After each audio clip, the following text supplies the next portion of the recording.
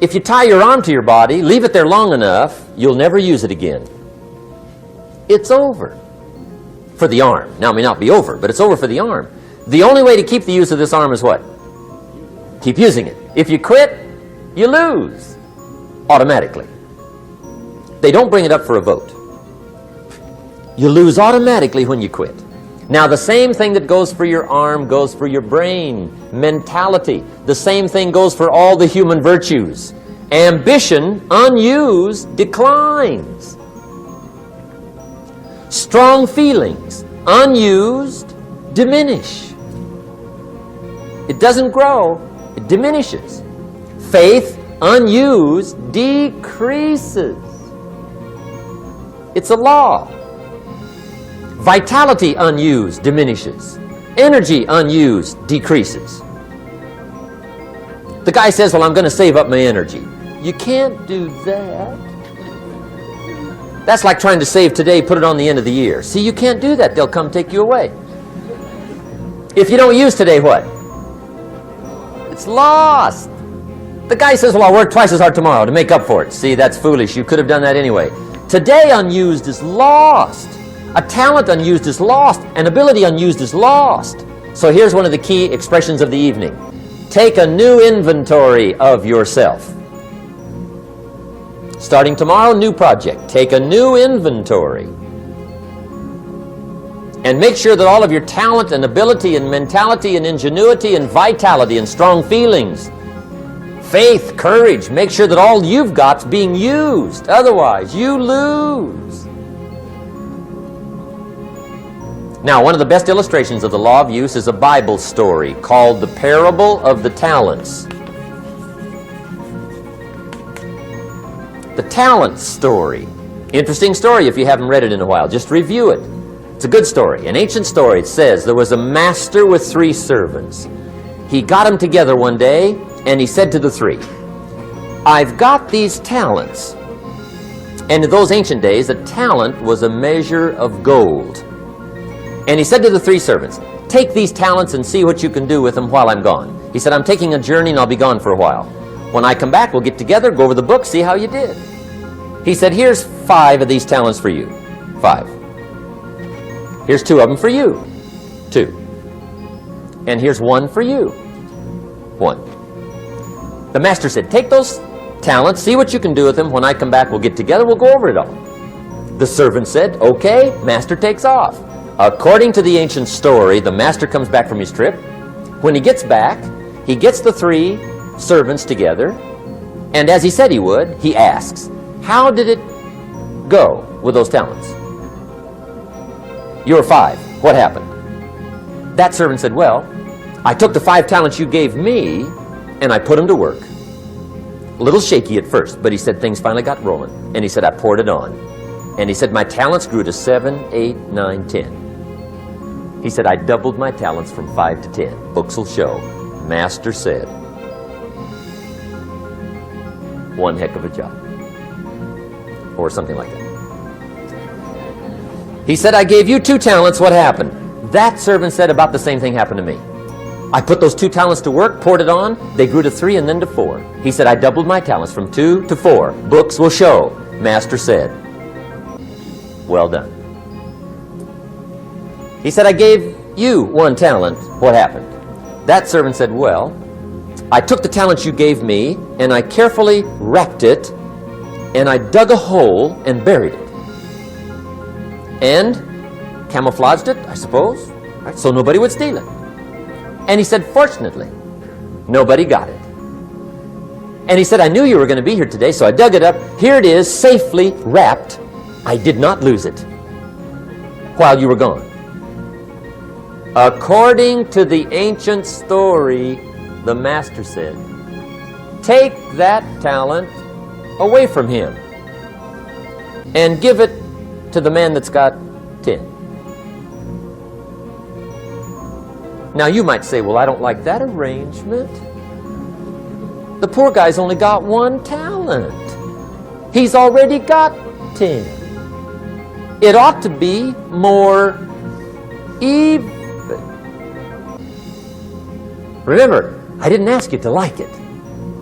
But this one I would ask you to learn, because it simply means whatever you do not employ, you forfeit.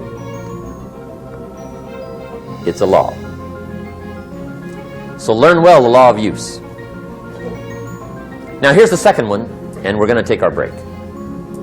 Second law from the Bible.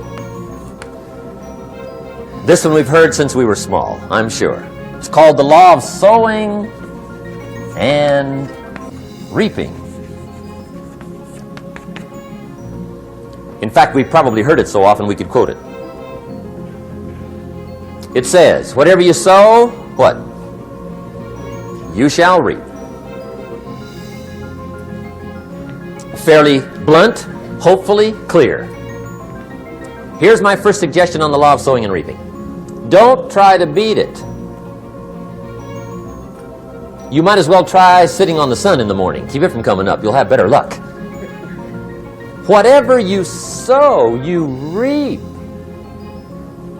Now, for a fair share of my life, I'm a bit mixed up on how all this applies. Among a lot of things I was mixed up on. I knew I wasn't reaping too good. That I understood.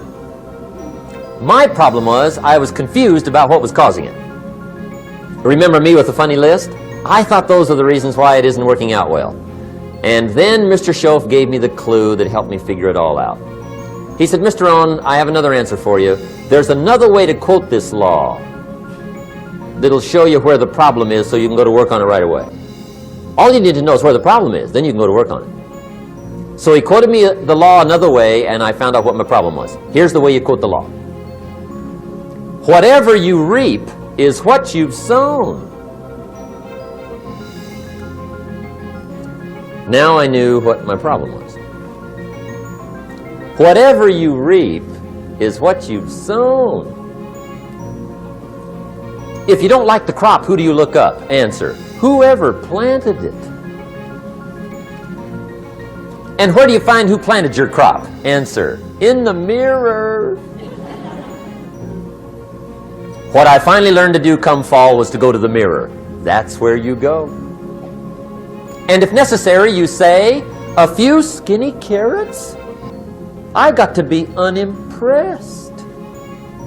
Where were you last spring? Asleep? Didn't you read the books? Did you break your hoe? Let me give you 7 key points to the law of sowing and reaping. Let's tick right down through the list of 7, and it'll be break time. 7 points to sowing and reaping. Here's part of the philosophy that really helped me to make some changes in life direction. Number 1, the law of sowing and reaping is negative. That's number 1, which simply means if you sow bad, you reap bad. Now this is kind of 3rd grade, but it doesn't hurt to go over the basics. If you plant thistle seeds, you don't get pumpkins. Honest, no use looking for pumpkins. John says, how come no pumpkins? Come on, John. The law's negative. That's how come. Now here's number 2. The law is positive. Which simply means if you sow good, you reap good. If you plant pumpkin seeds, you don't get thistles. Not from pumpkin seeds. Mother Nature won't pull tricks on you over in the corner snickering and pushing you thistles and you planting pumpkin seeds. She won't do that. You will get pumpkins from pumpkin seeds, and the reason is because the law is positive. Now here's number 3. I got excited when I found out the full dimension of this. See, you do not reap what you sow, but rather you always reap much more than what you sow. So the 3rd key word is more. You don't get back what you put out. You get back much more than what you put out. And it works both positive and negative. On the negative side, it said, if you sow to the wind, you reap the whirlwind. So you got to get ready for that, or you will be naive. See, anybody can, whether you will or not. See, that's the question. And here's a good question to ask. We are all buying somebody's plan. The question is, whose? Who's got you talked into doing what you're doing? Who's got you talked into your present plan? See, 10 years from now, you will surely arrive. The question is, where?